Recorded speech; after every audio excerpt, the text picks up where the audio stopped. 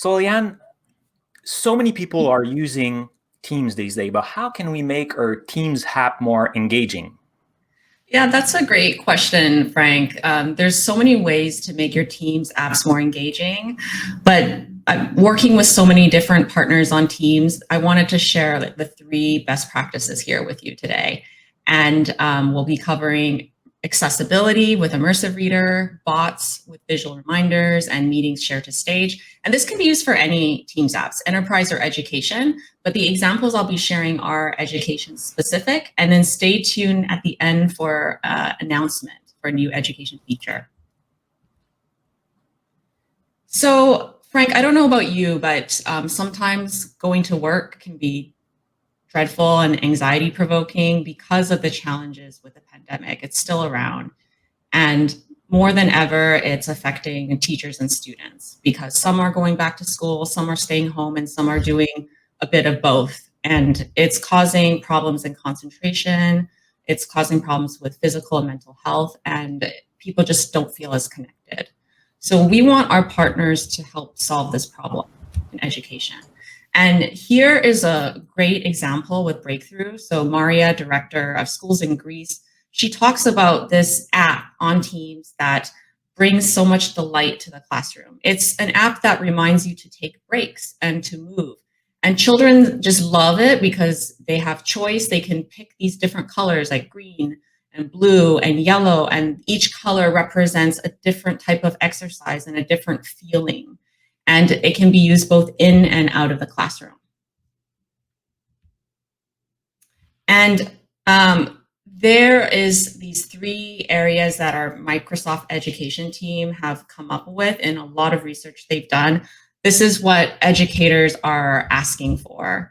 So they are looking for hybrid and blended teaching. And that just means building an app that supports both in and out of the classroom or in and out of work. And meeting apps help make these scenarios just more engaging. And I'll be sharing an example of that pretty soon. And then, like we just discussed, wellness, social emotional learning, and connection. One way to do it is to create a custom together mode scene. So you can see this picture in the middle here. You can actually have up to 50 people just sitting in a scene. So, you know, when we started talking, Frank, you and I, we were like next to each other. It makes us feel together and it uplifts the mood, right? Versus just, oh, okay, I'm sitting by myself in the dark here and trying to connect with people. And Breakthru has built this beautiful scene here.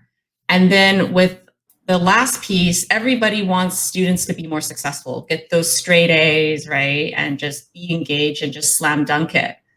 But what if COVID caused a learning gap for many students? How do we fill that gap with technology? So there's many ways to do it. We'll go into bots and great bots best practices to remind people to take action, and then gamified features, like how do you motivate students to just want to stretch themselves naturally. And here's an example of Wakelet adopting Immersive Reader.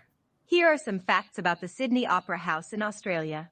So it's really cool, right? So Wakelet is, you saw, it's like very visual app, but they are bringing in the Microsoft Immersive Reader, so it can read out loud, like what is on the page, and you can customize that. You can change the voice, male or female, fast or slow, things like that. There's so many other features with Immersive Reader, and there's 35 million monthly active users using this today across many different Microsoft products, including Microsoft Teams. And this can be used for enterprise and education. And yeah, Wakelet on its own, it's a really great product, but combining Immersive Reader, it just makes that so much more enriching on Teams. And this example here with Breakthru is bots. So this is just one way they keep users coming back again and again.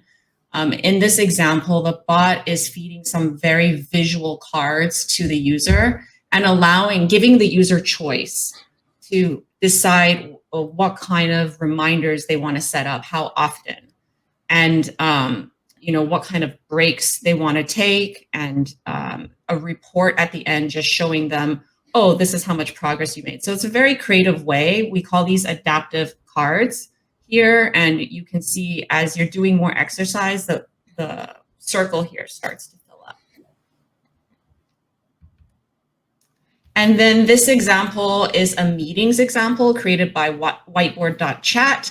It's called Share to Stage. So this feature came out very recently, and it is very popular because it allows people in a meeting to interact with a document at the same time together.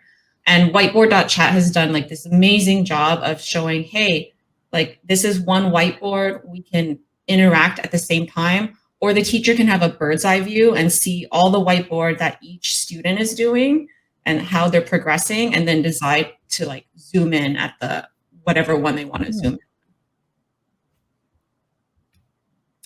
And so there is a new Edu feature coming, and it will be a surprise. So can you guess what it is?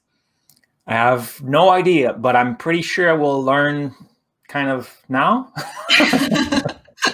It's school specific, and teachers and students use it every day. Do you remember the last time you were a student, Frank, and what you did almost every day?